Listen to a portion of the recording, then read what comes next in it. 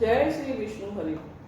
पद्मिनी एकादशी अधिक मास यानी पुरुषोत्तम मास में आने वाली बहुत ही दुर्लभ और पुण्यदायी एकादशी मानी जाती है। यह व्रत भगवान विष्णु को समर्पित होता है। 2026 में पद्मिनी एकादशी कब है? अधिकांश पंचांगों के अनुसार पद्मिनी एकादशी 27 मई बुधवार को मनाई जाएगी।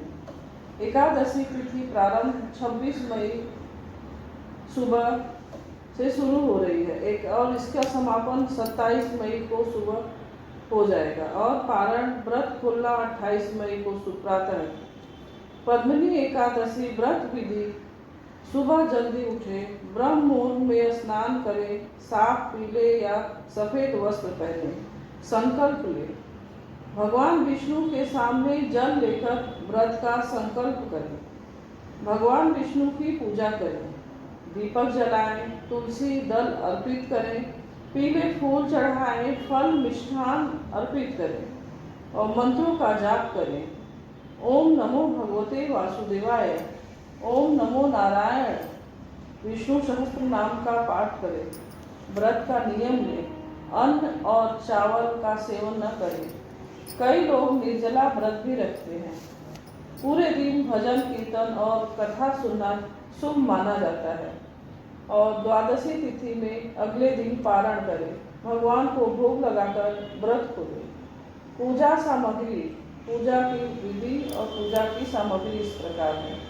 भगवान विष्णु की तस्वीर या मूर्ति, तुलसी दल, पीले फूल, धूप दीप, घी का दीपक, पंचामृत, फल और मिठाई, नारियल, अक्षत, गंगाजल। और पद्मिनी एकादशी की कथा इस प्रकार है।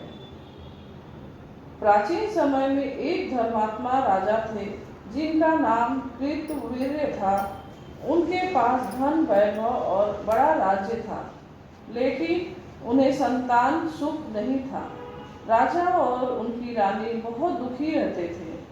एक दिन रानी ने जंगल में जाकर कठोर तपस्या शुरू की। वर्षों तक भगवान विष्णु की आराधना करने के बाद भी उन्हें संतान प्राप्ति नहीं हुई।